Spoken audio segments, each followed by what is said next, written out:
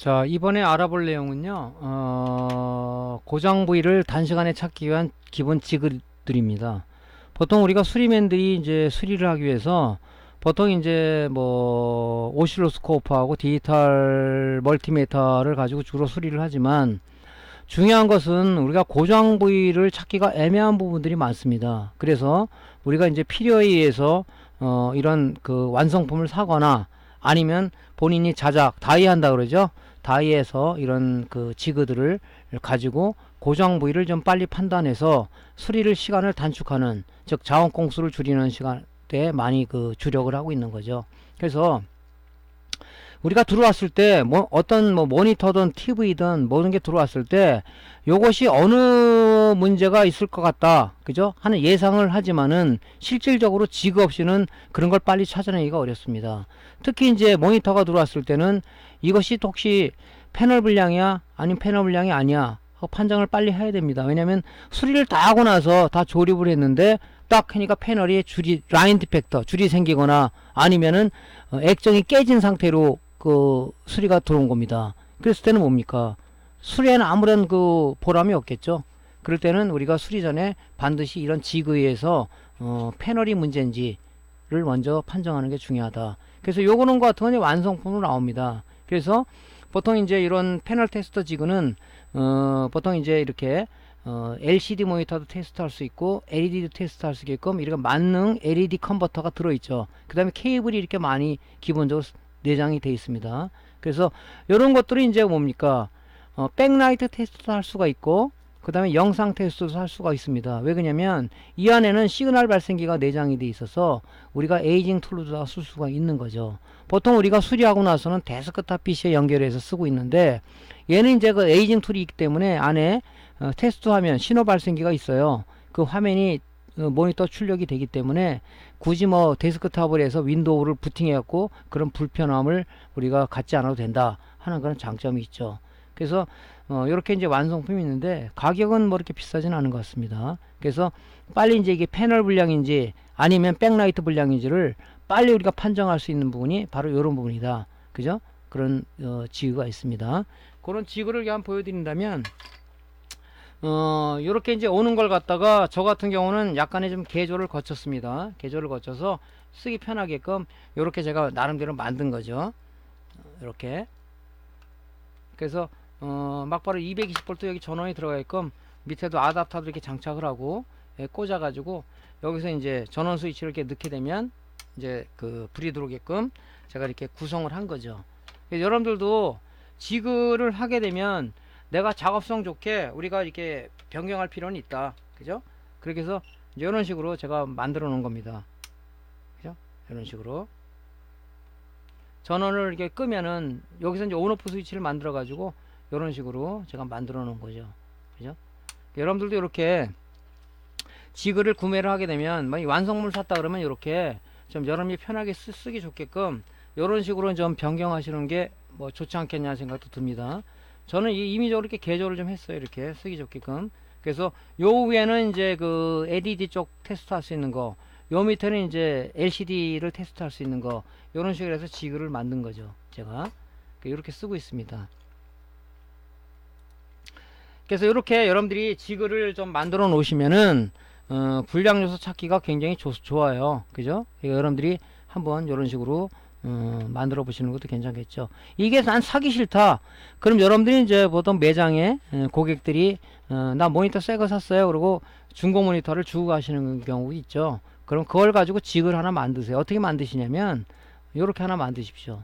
요건 이제 제가 다이한 건데 뭐 보통 보면 우리가 모니터 버리면 안에 AD 보드가 있고요. 이건 이제 아답터 방식이죠.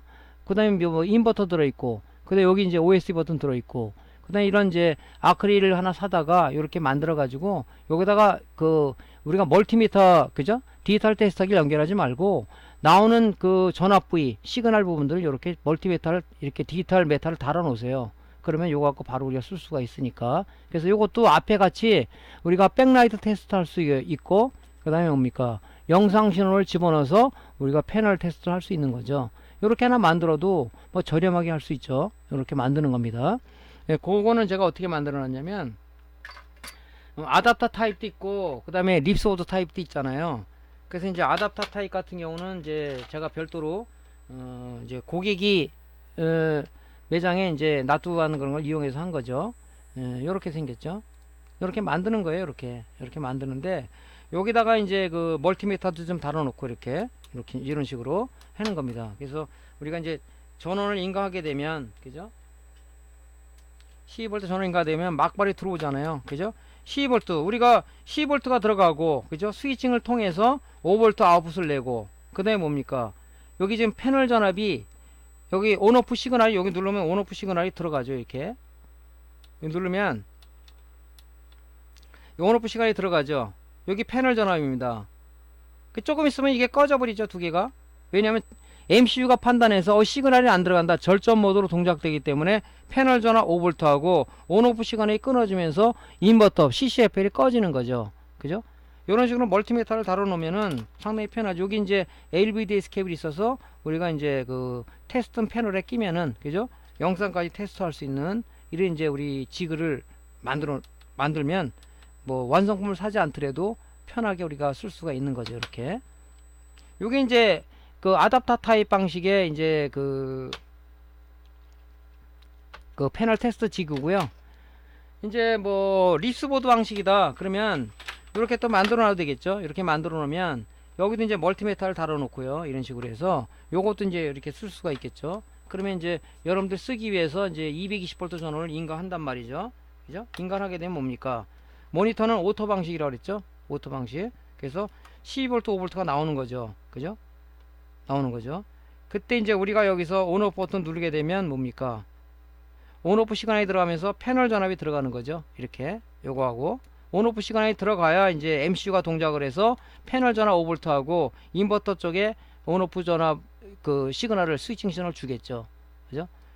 요렇게 이제 만들어 놓으면 여러분들이 이제 공부 차원에서도 뭐 공부도 할 수 있고 회로 점검도 할 수 있고 이런 식으로 만들어 놓으면 좀 편하지 않겠냐 생각이 들어요. 그러니까 완성품 사기 싫으면 이렇게 만들어 놓으면, 그죠? 만들어 놓으면 여러분이 테스트가 가능하겠죠? 그죠?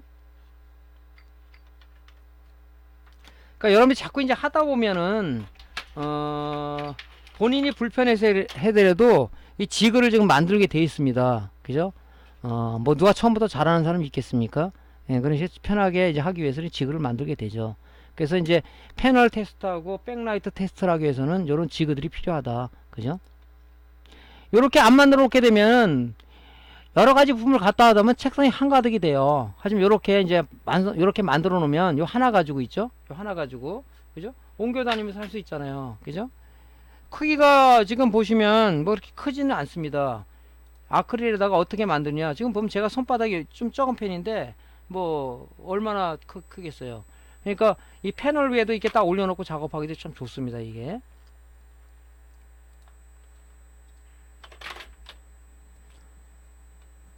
자, 그 다음에 또 어떤 이제 지그가 있냐면요. CCFL 백라이트 테스트 지그가 있어요. 이런 것들은 여러분들이 만들 수가 있죠. 그죠? 이런 것들은, 요거는 이제 뭐냐면은, 만능 LED 컨버터라 그래가지고, 백라이트가 LED 형식으로 되어 있는 게 있죠. 그런 거 탔을 때 좋습니다. 그러면 보통 요즘은 이제 지금 그 인버터 커넥터들이 보통 6핀짜리를 많이 써요. 6핀짜리 표준으로 많이 씁니다. 보통 배열이 어떻게 되어 있냐면요. 1번, 2번이 VCC예요. 3번 온오프, 4번이 브라이트니스, 5, 6번이 그라운드입니다. 그죠? 그래서 우리가 백라이트 테스트 지그 같은 경우는 이것도 마찬가지죠. 그죠? 백라이트 테스트 지그를 쓰려고 그러면은 우리가 VCC 전압 12V하고 그 다음에 그라운드는 필요하죠. 근데 온오프가 왜 필요해요? 온오프 왜 필요한 얘기를 제가 해줬죠. 그죠? 우리가 립스보드 쪽에서 립스보드는 자 220V만 인가하게 되면 오토 방식으로 해서 5V 12V가 나오죠. 그 다음에 뭡니까? 12V 전원은 인버터 쪽에 들어가는 거죠. 이 케이블 타고 12V가 빨간이 12V죠. 다가 어디 들어갑니까? 이 FET 양쪽 FET의 드레인에 딱 대기하고 있단 말이죠. 그죠? 그 다음에 뭡니까? 전압 강화를 통해서 이 지금 뭡니까? 이게 지금 PWM이에요. 펄스 발진해주는 PWM인데 얘가 그 뭡니까? 그 VDD에다가 VC 전압을 공급해주고 있어요. 근데 SMPS 쪽에 SMPS 쪽에 PWM은 VC 전압만 공급해주게 되면, 그죠? 공급해주게 되면 막바로 펄스 발진을 해서 스위칭을 해서 우리가 2차 측에 5V 12V를 만들어 주는데 이 인버터 쪽이나 아니면 이 컨버터 쪽에 PWM은 그렇지는 않습니다. V시점에 전압이 공급이 되더라도 얘는 동작을 안 해요. 왜 그러냐면은 AD 보드로부터 온오프 시그널이 이 타고 들어와서, 그죠? 이 노란 케이블을 타고 들어와서 어디로 들어가냐? 이 PWM 이네이블 단자 또 내지는 온오프 단자로 들어가야 이 PWM 어떻게 판정하냐? 야, 펄스 발진 시작하는 명령을 내렸어 하고 인지하고 얘가 펄스 발진해서 이 온오프 신호 어디 주냐? 이 12V는 FET 드레인에 대기하고 있다고 그랬죠? 여기 게이트에다가 온오프 신호를 주기 때문에 얘가 펄스 발진을 신호를 주니까 뭡니까? 얘가 스위칭을 해가지고 뭡니까? 그죠? 스위칭을 해서 뭡니까? DC를 AC로 만들어서 트랜스 1자 측에 공급해주는 방식을 쓰고 있는 것이 인버터다. 그럼 컨버터는 뭐냐? 똑같아요. 자, 12V를 받아서 FET 드레인에 지금 12V가 대기하고 있는 거죠. 전압 강화를 통해서 뭡니까? 여기 지금 PWM의 VDD에다가 VC 전압을 공급해주고 있는 거죠. 얘는 동작을 안 하고 있는 거죠. 현재는. 왜 동작을 안 하고 있냐? 바로 노란색 케이블 요걸 타고 AD 보드로부터 온오프 시그널 스위칭 신호를 받아서 이네이블 단자로 PWM에 들어갔을 때 얘도 똑같이 펄스 발진해서 이 온오프 시그널을 바로 FET 게이트에 주는 겁니다. 그죠? 그러니까 여기서 중요한 게 뭡니까? 이 AD 보드로부터 온오프 스위칭 신호가 들어와야 되는 거죠. 그 얘가 동작을 하는 거죠. 그죠? 그러다 보니까 이건 만드는 거 간단하잖아요. 자, 12V 라인하고 그라인드 찾았어요. 그 5V는 지금 어떻게 들어올 수 있는 방법이 없잖아요. 이 인버터를 단독으로 테스트로 쓰자 그러면. 그러니까 뭡니까? 여기다가 12V 라인을 하나 따서 여기다가 10kV 저항을 여기다 노란색에다 붙여서, 그죠? 전압 강화를 시켜서 일로 들어가게끔 하면 뭡니까? 강제로 이네이블 신호를 주는 거죠. PWM한테. 그래서 얘가 동작하게 만드는 원리를 갖고 있다. 이 내용은 뭡니까? 지금 아까 강의 초반에도 말씀드렸지만은 이건 실무 강좌다 보니까 전기전자 기초와 모니터 입문 과정을 좀 여러분들이 공부를 해라. 그 안에 다 들어있는 내용들이거든요. 그래서 다시 한번 요 설명을 드리는 겁니다. 이렇게 해서 우리가 10kV 저항을 12V에다가 12V 그 라인을 이용해서 저항 달아가지고 요 노란색에다 연결해서 쓰시면 되는 거죠. 그래서 이렇게 양면성으로 쓸 수가 있다. 이렇게 지금 DC잭 하나 만들어 가지고요. 이렇게 케이블을 만들어 놓으면 여기다 착탈식으로 해서 뭐 LED 쓸 때는 여기다 쓰고, 그죠? 그 다음에 뭡니까? 그 인버터 쓸 때는 여기다 하고, 이렇게 해서 우리가 CCFL 테스터기는 백라이트 테스터기는 우리가 자작해 쓸 수가 있다. 예, 이렇게 이제 말씀드리는 거죠. 그 다음에 이제 이런 백라이트 테스트 지기가 있어요. 이거는 이제 뭐냐면 우리가 TV 같은 경우는 이 들어가는 LED 개수도 많고 이 전류도 다 틀리고 해서 조금 전에 말씀드린 그런 거 갖고 백라이트 테스트 하기는 어렵습니다. 그죠? 왜냐면 LED 개수가 많다는 얘기는 결론적으로 말하면 전류의 공급량도 크다. 그렇기 때문에 요런 이제 그 완성품으로 돼 있는데 이런 백라이트 테스트 지그를 써야 됩니다. 그죠? 그래서 얘는 이제 뭐냐면 LED 개수에 따라서 얘가 스스로 자동적인 전류를 공급량을 만들어서 공급하기 때문에 얘 손상이 없는 거죠. 그죠? 그래서 어떤 거냐면요. 보통 이제 요즘 나오는 것들은 이제 요런 걸 많이 써요. 요것도 제가 좀 개조를 한 건데, 요 개조를 했습니다. 온오프 스위치도 달고 이렇게 개조를 한 거죠. 그래서 요 테스터기를 쓰는 거죠, 이렇게. 그래서 이제 리드봉을 여기다 이제 껴가지고, 이런 식으로 껴가지고 이제 테스트를 하는 건데, 220V 전원을 이제, 좀 편하게 해서 이 스위치도 이렇게 달았어요, 여기다가. 이렇게 달고, 키면은, 예, 동작을 하죠. 동작을. 그래서 여기서 이제 뽑아가지고 LED 테스트 하는 겁니다. 그래서 얘가 자동적으로 전압을 LED 개수에 맞게끔 해서 공급되기 때문에 이제 요걸로다가 우리가 많이 쓰는 거죠. 그죠? 요거 뭐 가격도 비싸지 않으니까 어차피 TV 수리를 하려면 요 LED 백라이트 테스트 지그가 없으면 못해요. 그죠? 물론 뭐 모니터도 대형인치 뭐 32인치 이런 것도 있지 않습니까? 그런 거 하려고 그러면은 보통 LED 바가 들어가 있기 때문에 여러분들이 이제 요런 LED 바를 테스트하기 위해서는 저런 게 필요하죠. 그죠? 그래서 요런 것도 필요하고요. ISP 지그는 뭐 우리가 TV나 모니터 수리할 때 빼놓으면 안 되는 거죠. 자, ISP 지그가 뭐라 그랬죠? 폼웨어를, MCU 아니면 폼웨어를 쓰고 읽고 하는 장비라고 그랬죠. 그죠? 쓰고 읽고 하는 장비예요. 자, 우리가 AD 보드에 있는 MCU 안에 드는 폼웨어가 손상이나 어떻게 된다. 전자회를 컨트롤 못하니까 전원기도 안 들어가고, 그죠? 어떤 그 컨트롤, 전자회를 컨트롤 못하다 보니까 우리가 뭡니까? 다시 그 MC 안에 있는 펌웨어를 이 장비를 통해서 그죠? 펌웨어를 업데이트를 시켜줘야 되겠죠? 그 장비가 바로 뭡니까? 장비가 바로 ISP 지그다. 그죠? 그래서 롬라이트하고 틀린 부분은 뭐냐면 ISP 지그는 어떤 MC라는 그 디바이스를 우리가 탈거하지 않고 붙은 상황에서 그죠? AD보드 포트를 통해서 우리가 그 펌웨어를 읽거나 쓸 수가 있다. 그죠? 그 장비가 이제 그 ISP라는 장비입니다. 모양은 뭐 그림에 보다시피 이렇게 생겼어요. 요것도 제가 일부 개조를 거친 거죠. 개조를 거쳐서 이제 여기 쓰는 거죠. 요거는 이제 안에 좀 전에 말씀드렸다시피 그 에이징 지그가 포함이 되어 있어요. 그죠? 그래서 우리 얘를 통해서 테스트 화면을 띄울 수가 있습니다. 그래서 이제 그때 쓸 때는 자체적으로 쓰려고 제가 외장 배터리를 달아서 그때는 얘를 이제 연결해서 쓰고 있는 거죠. 그죠? 평상시에는 얘는 이제 뭐냐면 이 데스크탑에 ISP 프로그램을 띄워야 되기 때문에 요 USB 케이블로다가 그죠? 서로 5V 신호하고 그 다음에 송수진 신호를 여기 USB 케이블을 통해서 전달이 되는 거죠. 그래서 저는 이렇게 이제 개조를 한 겁니다.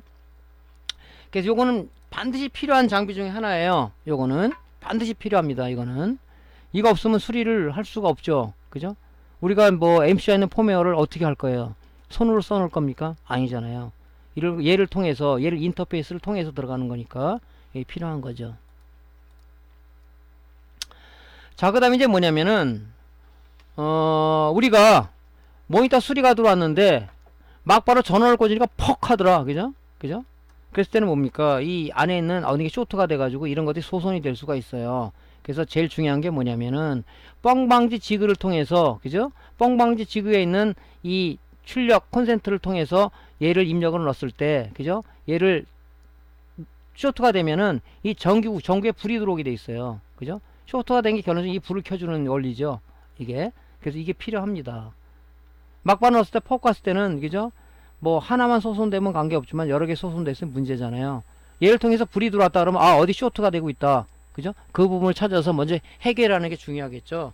그래서 이제 요런 식으로 저 같은 경우는 이 지그를 이렇게 만들었어요. 이게 지금 지그를 많이 이렇게 만드시는데 저 같은 경우는 이렇게 좀 편하게 만들었습니다. 그래서 요게 이제 그 대전화권 내에서 방전기도 같이 쓰게끔 이렇게 해서 저는 이제 여기 이제 그 전원 스위치 달고요. 여기다가 볼트미터 하나 달았죠. 그래서 이제 제가 이제 이렇게 편하게 쓰기 위해서 이렇게 만드는 거죠. 이렇게 전원을 넣게 되면은 전기가 들어왔다. 여기다가 이제 립스보드에 그 전원을 여기다 연결하는 겁니다. 그죠? 얘는 지구형 전원이고요. 여기다 넣어가지고 그죠? 립스보드를 연결했을 때 여기에 펀하게 이 백열 중에 불이 들어온다. 그러면 그 립스보드 쪽에 어디 부분이 쇼트가 된 겁니다. 그죠? 그 쇼트 부분을 얘 불을 켜주고 하기 때문에 립스보드 쪽에 손상이 없는 거죠. 만약에 꽂았는데 얘가 이렇게 안 들어온 상태였다. 쇼트된 부분이 없는 거죠. 이게 키게 되면은 약간 불이 약간 빡대면서 꺼져요.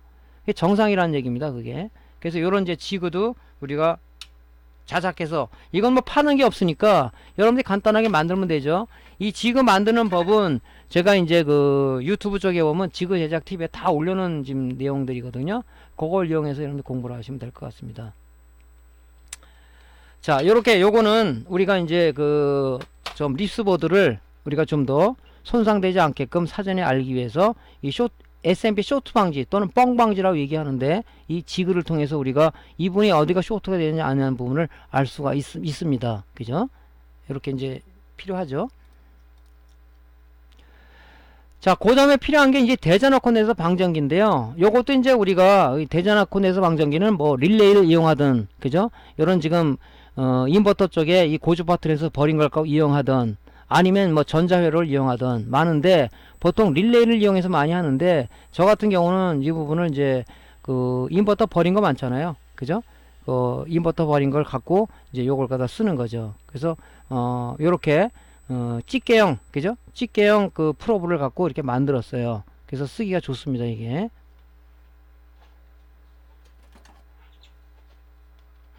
그래서 이제 요 팁도 제가 그 지금 지그 제작 팁에 올려놨는데, 요렇게 제가 만든 겁니다, 이렇게. 그죠? 이렇게 만들었어요. 이렇게 만들었어요. 이렇게. 요건 이제 2차 측에 연결하는 거죠. 우리 인버터 고주파 트랜스는 1차 측과 2차 측 있죠. 이 코일이 많이 간 게 쪽에다가 요 트로브 양쪽 선을 연결해 가지고 쓰는 거죠. 그래서 만약에 이제 요게 립스보드다. 그죠? 그럼 방전시킬 때 여기다가 양쪽에다 이렇게 대면, 그죠? 이렇게 대면 방전이 되죠. 이렇게. 이 방전 안 시키고 여기다 만졌다 그러면 이 310V 감전되죠. TV 같은 건 450V 이상이죠. 굉장히 데미지가 큽니다. 예, 제가 가끔마다 깜짝 놀라고 그러는데 수리하다 보면 한 번씩 만지게 돼요, 이거를. 그래서 이렇게 요 대전압 콘덴서 방전기도 여러분들이 사지 마시고 이게 찾아가서 이 인버터 트랜스 많잖아요, 이거. 그죠? 이런 거 그렇게 만들면 돼요. 요 제작 팁은 유튜브에 보면 지그 제작 팁에 재생 목록에 들어가면 지그 제작 팁이 있어요. 거기 들어가면 여러분들이 만들 수가 있습니다. 자, 그래서 이제 우리가 몸에 뭐 감전돼서 기분 좋은 사람도 없잖아요, 그죠? 굉장히 이제 스트레스 받죠. 그래서 그걸 사전에 방지하기 위해서 항상 우리가 220V 전을 입력해 놨다, 220V를 뺐다 그러면 뭡니까? 회로 점검을 위해서는 반드시 뭡니까? 이 대전압 콘덴서에서 대콘에 충전되어 있는 전기를 얘를 통해서 빼내야 되는 작업을 반드시 하는 것이 우리가 좋다, 그죠? 옛날에 어떤 분은 이건 안 쓰고 그냥 드라이버 팁 있죠. 그걸로 양쪽을 내가 팍 하는데 그건 딴 데 부품이 손상될 가능성이 커요. 그렇게 하는 건 좀 무식한 방법이죠. 그렇게 하시면 안 되고 요런 지그를 통해서 방전을 시켜야 되겠죠.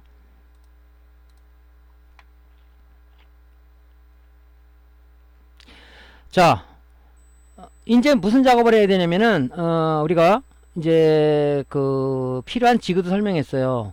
어떤 문자라고 했으니까 이제 뭐 1차 분석을 했죠. 이제 2차 분석 작업을 하면서 우리가 수리를 하는 거죠. 제일 중요한 게 뭐냐면은 먼저 AD 보드하고 립스 보드하고 OSD 보드 점검 전에 뭘 해야 되냐면 과연 내가 소비자가 접수한 이 모니터는 이 패널이 정상인지 백라이트가 정상인지를 먼저 분석을 해야 돼요.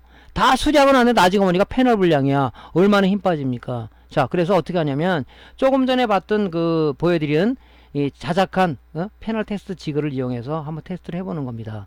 그죠? 자, 백라이트부터 테스트를 해야 되겠죠? 자, 패널보다는 이 액정은 자체 발광이 아니기 때문에 뒤에서 광원을 보여야 영상이 나타난다 그랬죠? 그래서 CCFL이 정상적으로 점등이 되는지를 확인하기 위해서 이제 우리가 이 작업을 하는 거죠. 자, 이거를 이제 백라이트 패널 테스트 지그를 이용해서 얘는 이제 아답터 전원 12V 방식이죠. 아답터 전원 인가를 하고요. 그 다음에 CCFL 커넥터를 연결했어요. 지금 이 두 개잖아요. 그죠? 두 개입니다. 두 개. 두 개니까 여기다가 연결하는 건데, 아니, 이렇게 연결하면 안 되지 않습니까? 왜냐면은, 이 4구짜리 그 인버터는 양쪽에 다 해야지 얘가 정상 동작을 해요. 왜냐면 피드백 회로가 이쪽에 안 끼면은 프로텍션에 걸리기 때문에 깜빡했다 말아버립니다. 지금 이거는 뭐냐면, 제가 이 한 개짜리를 쓰기 위해서 이 피드백 회로를 수정해서 이렇게 만든 겁니다. 이거를. 뭐, 이렇게 만들어 쓰는 거예요.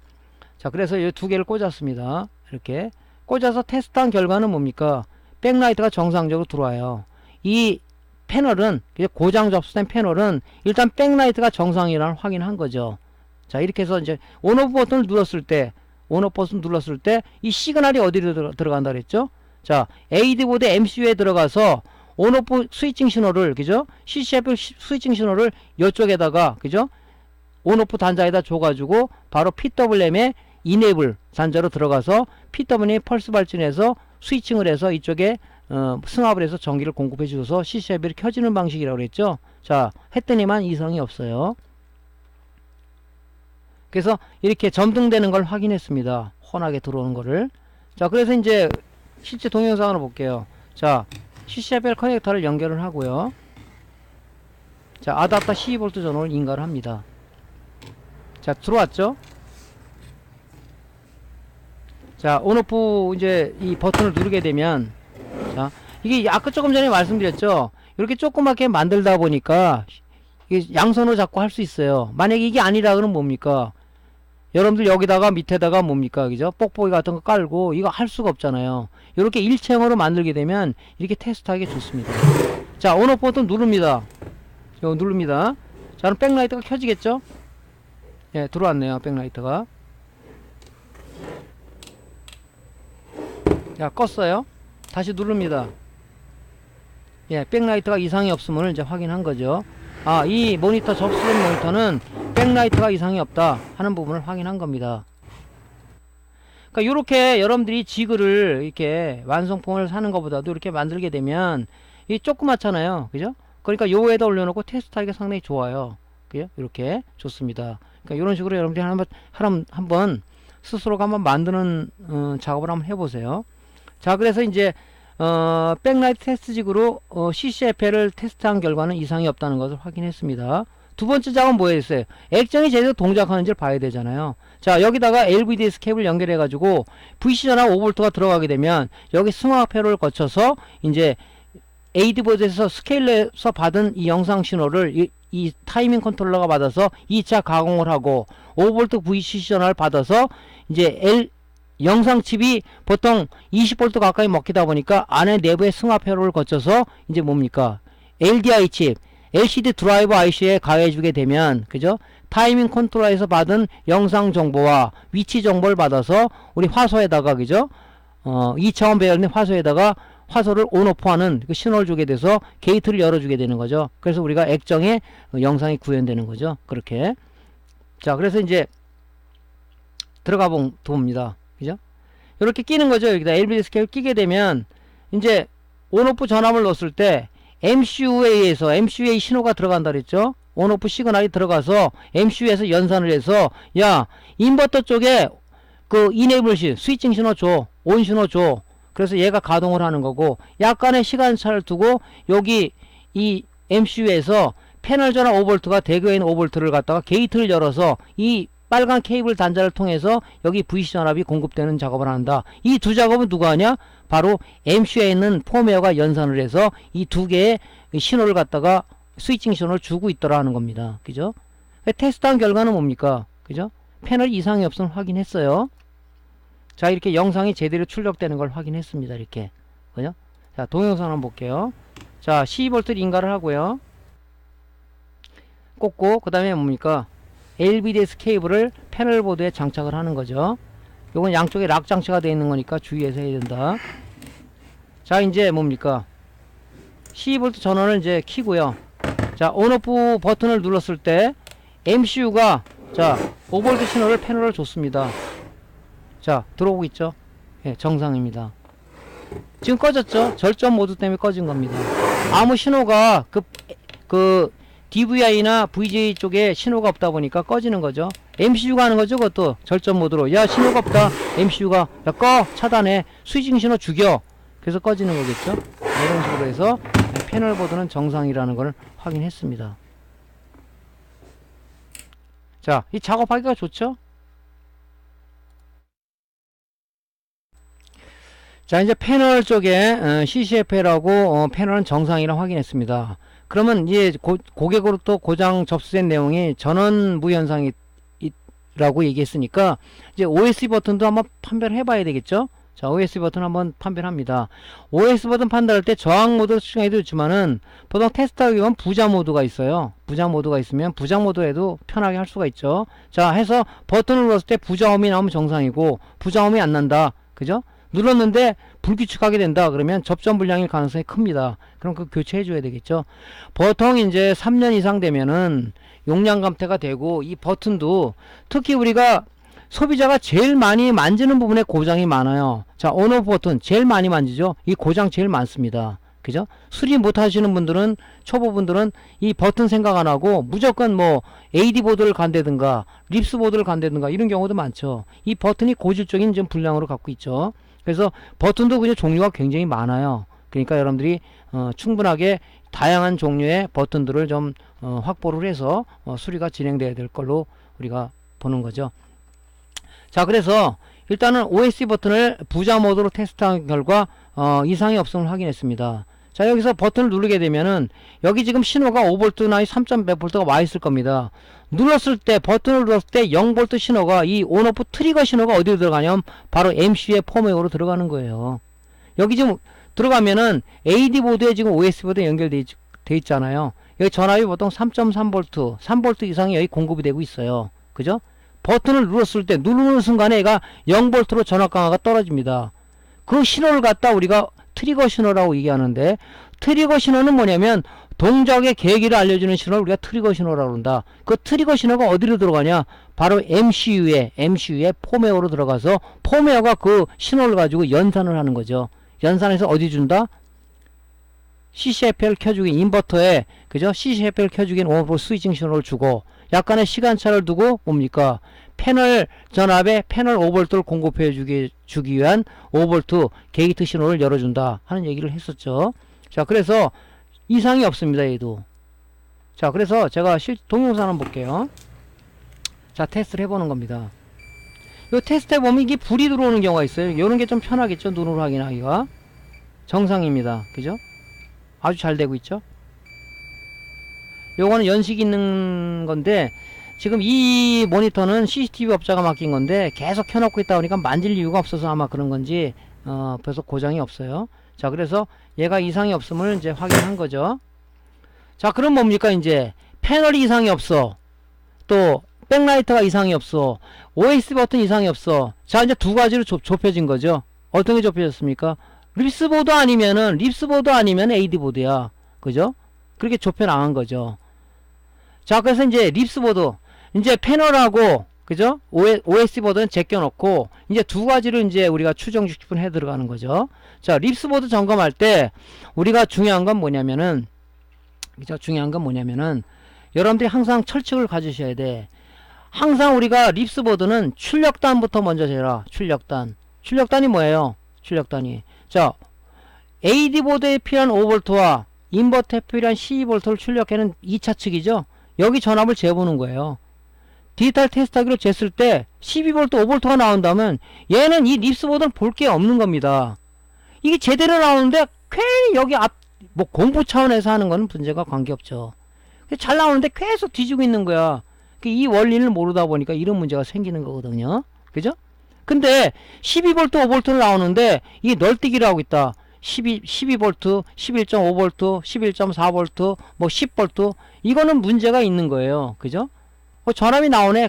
이게 아니라 12V가 흔들림 없이 고정적으로 나오고 있다. 5V가 흔들림 없이 고정적으로 나오고 있다는 얘기는 결론적으로 립스보드는 아무 이상이 없습니다. 정상 동작되고 있습니다. 하는 거죠. 얘가 아예 안 나오거나 널뛰기를 하거나 전압이 출렁거린다고 보통 얘기를 하죠. 한대거나 그러면은 얘는 어디 쪽에서 문제가 있는 겁니다. 그때 이제 점검을 하는 거죠. 그러니까 출력이 정상적으로 나오는데 괜히 앞단을 뒤지고 이러시는 분들이 이제 초보분들은 많죠. 그러니까 항상 출력단에서 이상이 없으면은 얘는 손대지 마라. 괜히 손대서 여러분이 잘못하면 문제가 생길 수가 있죠. 자, 그래서 이제 립스보드를 왜 점검할 때는 반드시 AD보드와 OS보드를 분리를 해서 분리를. 왜냐면은 이제 이 립스보드의 SMPS 파트에 보면 이 피드백 회로라는 게 있어요. 피드백 회로는 뭐냐면 2차 측의 출력 전압을 감지해서 이상이 없을 경우, 그죠? 얘는 어떤 안정화해주는 안정화 회로인데, 만약에 AD보드가 문제가 있었고 OS보드에 어디 쇼트가 있었다 그러면 뭡니까? 피드백이 동작돼서 펄스 발진을 중지하기 때문에 2차 측에는 12V, 5V가 0V로 전압 0V로 나와요. 0V로. 그죠? 조금 나오거나. 왜 그러냐면은 지금 립스보드가 SMPS가 봤을 때 AD보드라든가 OS보드라든가 패널보드는 2차 측이라고 판정을 하는 거예요. 2차 측이 여기서 공급되다 보니까 그 2차 측에 얘는 뭐냐, 2차 측의 출력 전압 변동을 감지한다고 그랬죠. 피드백 회로가. 피드백 회로는 뭐냐, 포토커플러하고 션트 레귤레이터를 이용해서 얘가 감지를 하고 있는 건데, 2차 측의 출력 전압이 변동하면 당연히 어떤 그 흐르는 전류로 변동이 되기 때문에 피터블램이 펄스 발진을 줄여라, 늘려라, 중단해라 하는 역할을 여기서 한단 말이죠. 그러니까 SMPS가 봤을 때 립스보드와 연결됐다는 자체는 AD보드나 OS보드가 바로 2차 측이라고 감지를 하니까 제일 중요한 건 뭐냐면 립스보드 상세 점검을 할 때는 반드시 AD보드와 OS보드를 제거한 상황에서 다 제거한 상황에서 하라는 얘기죠. 그죠? 물론 AD보드는 뭐 OS보드는 립스에 AD보드에 연결되어 있다 보니까 뭐 AD보드는 제거하면 되겠죠. 패널 이런 거 다 제거를 한 다음에 단독 립스보드 단독 갖고 우리가 측정하는 것이 제일 중요하다는 겁니다. 그죠? 왜? 2차 측으로 판정하니까. 자, 그러면 우리가 립스보드 상세 점검을 하기 위해서 한번 SMPS 동작 원리를 좀 간단하게 살펴보고 넘어가겠습니다. 자, 립스보드는 우리가 쉽게 5개 회로로 구성이 되어 있다. 하나는 뭐냐면, 자, 제 1단계가 뭐냐면 EMI 필터 또는 라인 필터라고 얘기하는데, 이거는 뭐냐면 우리 SMPS는 말이죠, 스위칭 모드, SMPS는 스위칭 모드 파워 서플라이, 즉 스위칭 방식을 가지고 우리가 DC를 생산해내는 그런 기기예요. 그러다 보니까 이 스위칭을 하게 되면은 스위칭 노이즈가 발생됩니다. 스위칭하는 그런 기기들은 노이즈가 발생이 돼요. 그렇기 때문에 노이즈가 외부로 나갔을 때는 어떤 기기의 오동작을 일으키거나, 아니면은 외부에서 들어오는 어떤 전기들이 어떤 노이즈가 있을 때는 여기서 차단해주는 역할을 하는 게 EMI 필터다. 그죠? 옛날에 그런 걸 많이 봤죠. 형광등이 있었어요. 형광등을 라디오를 틀고 있었습니다. 형광등을 켜니까 형광등이 켜지면서, 요즘은 이제 그런 게 아니라 바로 켜지지만 옛날에는 그 안에 스타트 전구라고 그랬나? 그게 이제 깜빡깜빡 되면서 틱틱틱틱 하면서 이제 형광등이 켜지지 않습니까? 그때 그 신호가, 노이즈가 라디오에 튜너를 타고 들어가서 그런 소리가 들리는 경우가 있었죠. 요즘에 그런 거 없겠지만, 그런 걸 방지해주는 부분이 바로 EMI 필터다 하는 겁니다. 1단계를 여기서 거쳐요. 그럼 220V가 인가되면 EMI 필터를 거쳐서 2단계가 뭐냐면 바로 뭡니까? 1차 정류 부분이죠. 브리지 다이오드와 대전화 콘덴서를 통해서 우리가 220V를 브리지 다이오드를 통해서 우리가 이제 그 대전화 콘덴서에 직류가 310V가 여기에 이제 충전이 되는 거죠. 이게 1차 정류입니다. 자, 220V가 나왔는데 왜 310V가 나오냐? 우리가 220V는 우리가 시조치로 얘기하는 거죠. 보통 220V라 불립니다. 하지만 우리가 쓰는 가정용 교류는 이 최대치라는 게 있어요. 그죠? 최대치가 있기 때문에 정류를 하게 되면은 시조치에다가 루트 2를 곱하게 되면, 그죠? 이게 바로 뭡니까? 그죠? 이 최대치 값이 나오는 거죠. 그렇기 때문에 이게 310V가 나온단 말이죠. 이 저장된 310V가 이제 1차 정류예요. 이 310V는 뭡니까? 이 트랜스를 타고 FET 드레인에 딱 대기하고 있는 거죠. 여기에. 요게 FET죠? 요게 게이트, 요게 드레인, 이 소스입니다. 여기에 310V가 딱 대기를 하고 있는 겁니다. 그죠? 요 C단계가 뭐냐면 스위칭이에요. 자, 1차 정류에서 얻은 310V를, 그죠? FET 드레인에 딱 310V가 대기하고 있으면은, 그죠? 어떤 FET에다가 스위칭 신호, 그죠? 온오프 신호를 주게 되면은, 그죠? 얘가 뭡니까? 소스에서 드레인으로 전류가 흐르거나 아니면 드레인에서 소스로 흐르면서, 그죠? 스위칭을 하는 거죠. 이 스위칭 신호는 누가 준다? 바로 이 PWM 얘가 주는 겁니다. PWM. 얘가 V전압을 공급해 주게 되면 펄스 발치를 바로 한다 그랬죠. 그래서 여기에 온오프 신호를 주는 겁니다. 온타임과 오프타임을 주는 겁니다. 여기다 게이트에다가. 그러면 FET 드레인에 걸려있는 310V 온오프 스위칭을 하면서 얘가 어떻게 되냐면 이 DC가 바로 AC로 변환이 되는 거예요. 여기서 변환이 돼요. 그죠? 변환이 됩니다. 그러면서 뭡니까? 여기 트랜스를 거치게 되는데, 여기 트랜스는 뭡니까? 트랜스 원리는 상호 인덕턴스를 이용한 거다. 그래서 1차 측에 변하는 전류, 즉 변하는 전류라는 얘기는 교류를 얘기하는 거죠. 여기다 직류를 걸어주면 얘는 아무 동작을 안 해요. 그죠? 변하는 전류를 걸어주면은 상호 인덕턴스에서 2차 측에 유도기 전력이 발생되는 원리를 이용한 것이 바로 트랜스라는 거죠. 트랜스. 그렇기 때문에 여기서 스위칭을 해주는 겁니다. FET 게이트에 신호를 줘가지고 드레인에 걸려있는 310V를 껐다 하면 얘가 DC가 AC로 변환하는 거예요. 그걸 1차 측에 가해주다 보니까 트랜스는 교류다, 변하는 전류를 줬네 하면 뭡니까? 2차 측의 권선비 12V를 이용한 트랜스 2차 측 권선비에 따라서 얘가 이제 그 스위칭 신호를 여기다 교류를 걸어주게 되니까 상호 인덕턴스 2차 측에 유도 기전이 발생되면서 권선비에 따라서 얘가 이제 또 이 신호가 이 교류성을 갖고 맥류성의 이 신호를 만들어 주는 거죠.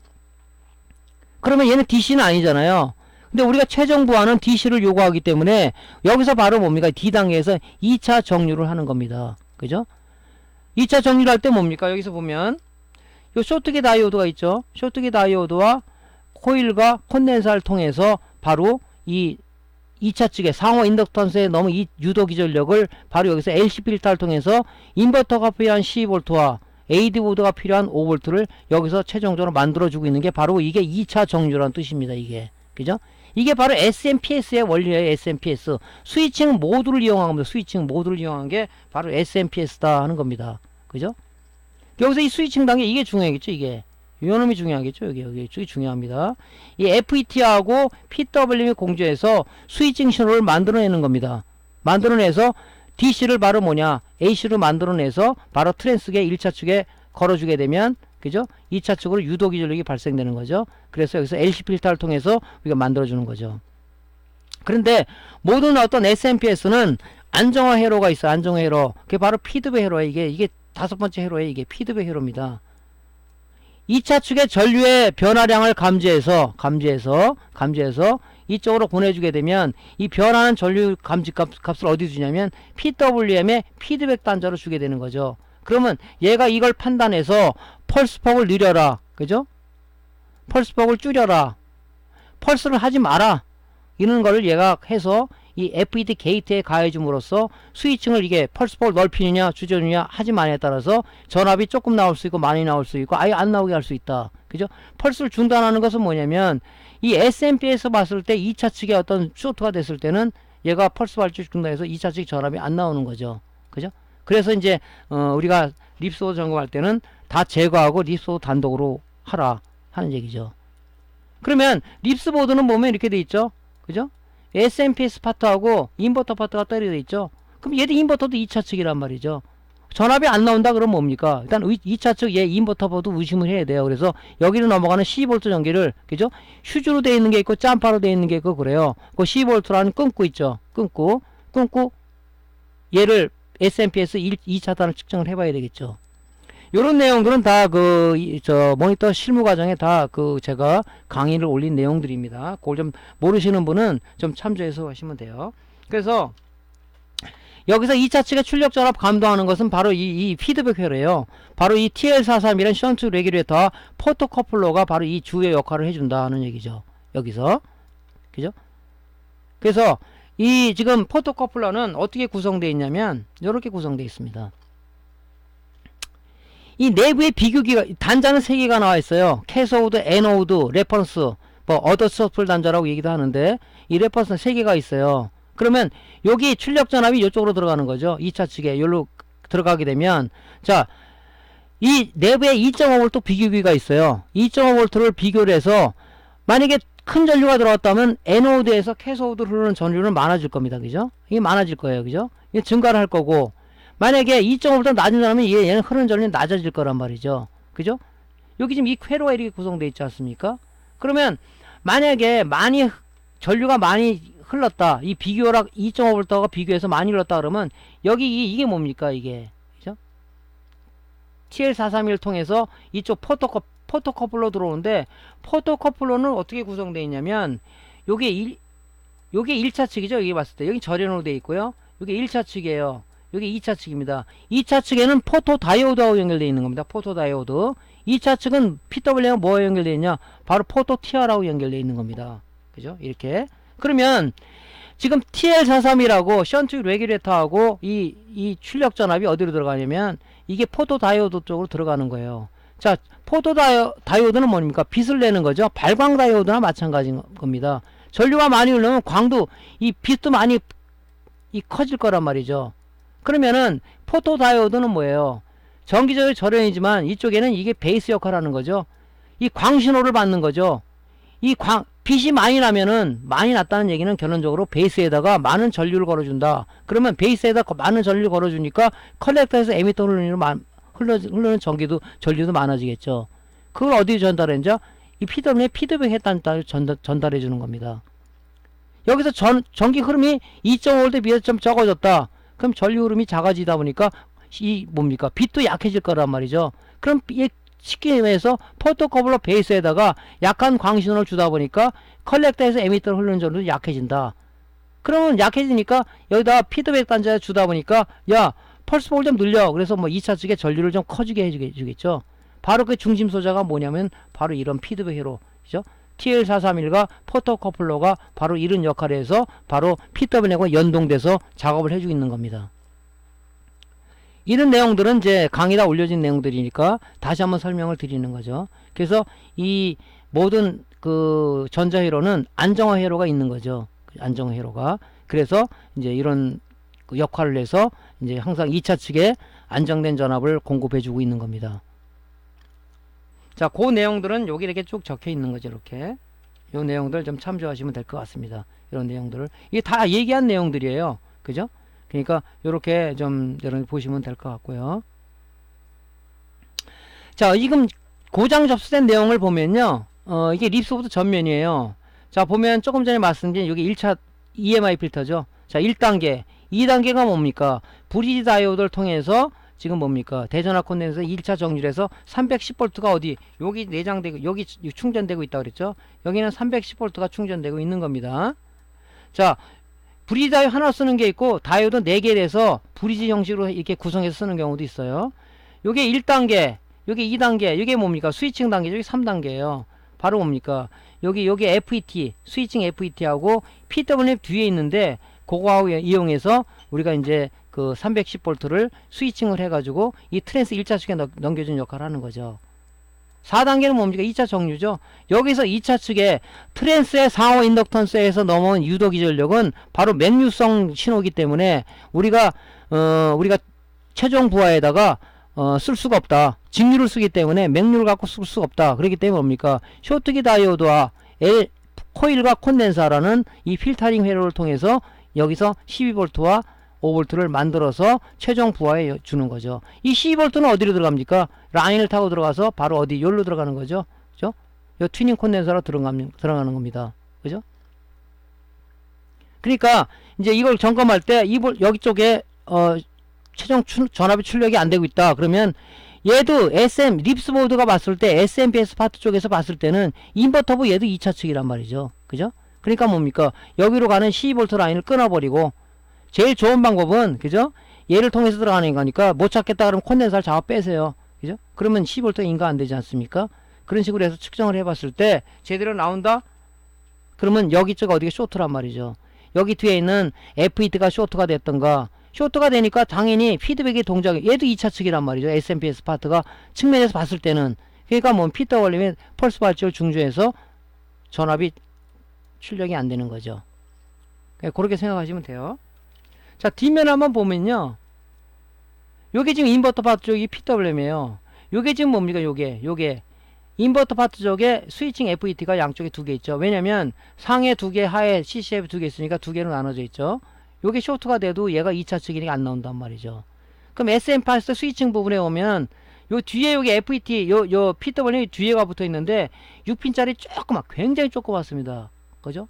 보통 큰 걸 쓰는데 요렇게 조그만 거 쓰는 거 있어요. 요렇게 여기 PWM이에요. 뭐 어떤 분은 가끔 전화가 오시더라고. 아무리 차여도 내가 본 PWM이 없다. PWM이 종류가 한두 가지가 아니잖아요. 그러니까 여러분들이 그런 소자들도 모르면은 자꾸 데이터 시트를 찾아서 좀 공부를 하셔야 되는데 우리 이제 입문자들이나 조금 수리 조금 해보시는 분 찾지를 않으려고 그래요. 찾아서 보면 이게 어떤 거랑 나오지 않습니까? 그러니까 요렇게 조그맣게 돼 있어요. 요렇게 조그맣게 돼 있는 이제 FET도 PWM도 있다. 그래서 이거 붙이기도 참 난해합니다. 조금해서. 요거 지금 이 칩정하고 크기 봤을 땐 칩정보다 좀 크죠. 그러니까 요런 것도 있어요.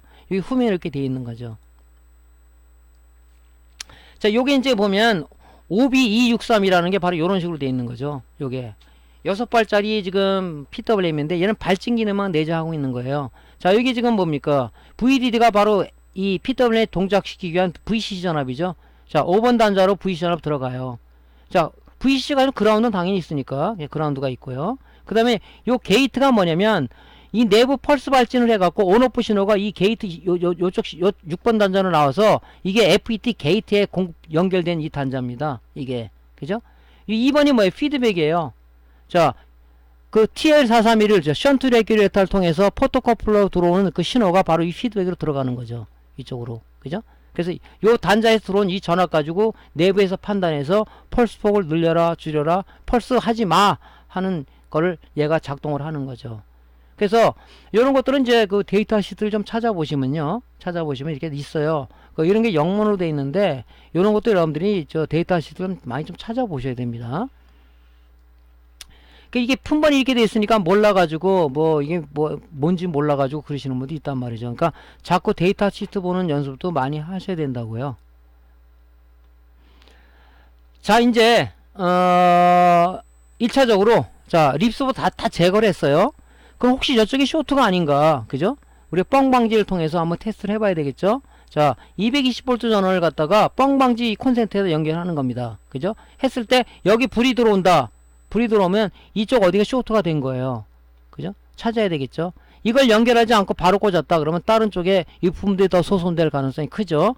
그러니까 이 뻥 방지 지그에다가 한번 연결해 보는 거죠. 여기 훤하게 불이 들어온다. 아, 이거 어디 쇼트 됐구나. 그죠? 빨리 찾을 수가 있겠죠? 그래서 테스트 해본 결과는 립스보드에 쇼트 부분이 없다는 걸 확인했어요. 자, 동영상 한번 볼게요. 자, 일단 220V를 지금 이 뻥 방지 지그에다 연결하고요. 그 다음에 이제 파워를 220V 넣습니다. 그러면 여기 220V가 여기 출력이 되겠죠. 여기다가 이제 립스보드에, 그죠? 립스보드에 전원 케이블을 여기다가 AC 코드를 여기다 꽂는 거죠. 자, 여기다 꽂습니다. 자, 반짝했죠? 반짝하고 지금 불이 안 들어오죠? 얘는 정상이라는 얘기예요. 처음에 꽂으면은 이 정상이면 약간의 어떤 전기 흐름이 조금 가요. 여기 약간 켜져요. 그건 정상이에요. 자, 불이 안 들어오죠? 그러면 립스보드는 어디가 쇼트가 없다는 얘기예요. 이 쇼트 있는 이 제품은요, 여기 불이 계속 켜집니다. 그럴 땐 우리가 어떻게 판단한다? 아, 어디에 지금 문제가 있다. 그럼 뭡니까? 립스보드를 하나하나씩 부품을 이제 양부 판별을 해 들어가야 되겠죠? 그래서 범인을 색출해내야 됩니다. 그때. 자, 이게 정상이잖아요. 그죠? 아무 반응이 없죠? 그 다음 정상이다는 얘기죠. 자, 이렇게 해서 이제 찾는 겁니다. 자, 그 다음에 이제 뭡니까? 자, 쇼트된 부분이 없어요. 그럼 220V를 인가하고 나서 우리가 뭘 해야 돼요? 뭐 항상 뭐라 했죠? 립스보드는 출력단부터 재라. 출력단부터. 출력단이 이상이 있는지 없는지를 체크해라. 출력단이 정상적으로 5V, 12V가 나오면은 얘 립스보드는 아무 이상이 없는 겁니다. 그죠? 이상이 없는 거예요. 그죠? 그래서 5V단을 재봤어요. 정상적으로 나옵니다. 그러면 결론적으로 5V단이 정상이라는 걸 확인했어요. 자, 5V가 나오는데 5.28, 4.28, 뭐 4V, 3V 이게 널뛰고 있다. 출렁거린다는 얘기는 결론적으로 뭡니까? 이 최종 2차단 이후의 해로, 그죠? 그 스위칭 단계나 어느 쪽에서 문제가 있다는 얘기죠. 그때는 우리가 뭡니까? 일단은 어떻게 하라고 했어요? 여기 인버터가 포함되어 있대. 인버터로 가는 일단 12V 단도 한번 끊어보고 일단은 재봐야 돼요. 얘가 SMPS가 봤을 때는 얘도 인버터 파트도 2차 단이라고 보는 거예요. 그러니까 그걸 제거한 다음에 한번 재봤을 때 출렁거리지 않는다 그러면 이쪽에 어디 문제가 있으니까 여기를 점검해야 되겠죠. 일단 이 상태 점검해 보니까 출렁거림도 없이 좌우지간 정상이 나오더라. 그래서 2차 단의 5V 단은 정상이라는 확인했습니다. 자, 12V 단 한번 측정해 봤어요. 12V 단도 측정해 보니까 출렁거림 없이 고정적인 전압이 나오고 있더라. 그러면 이 보드는 정상이다. 12V도. 그죠? 제일 중요한 건 뭐야? 그러고 다 해서 이제 회로 점검을 하기 위해서 이제 220V 빼면은 항상 대전압 콘덴서로 방전하는 게 중요하다 그랬죠. 왜냐면 여기 충전돼 있어. 방전 안 시키면은 전기가 빨리 빠지는 게 있고 좀 늦게 빠지는 게 있어요. 그죠? 그래서 여기 모르고 손으로 댔다 그러면 감전이 되니까 이제 그런 감전을 우리가 방지하기 위해서 방전을 시켜야 되겠죠. 자, 동영상 한번 볼게요. 자, 220V를 인가를 합니다. 자, 쇼트가 없다는 뻥방지 이제 확인을 했어요. 자, 220V를 인가를 했어요. 자, 5V 단을 점검을 합니다. 그죠? 자, 5V 단, 12V는 빨리 판단하면 뭐냐면, 자, 인버터 가까운 쪽 콘덴서는 12V 단이고요. 인버터 먼 쪽은 우리가 5V 단이라고 보시면 됩니다. 자, 5V 단, 인버터 먼 쪽 콘덴서를 재봤어요. 자, 5V가 정상으로 나오고 있죠. 자, 출렁거림 없이 잘 나오고 있습니다. 자, 12V 단 체크했어요. 예, 아주 정상입니다.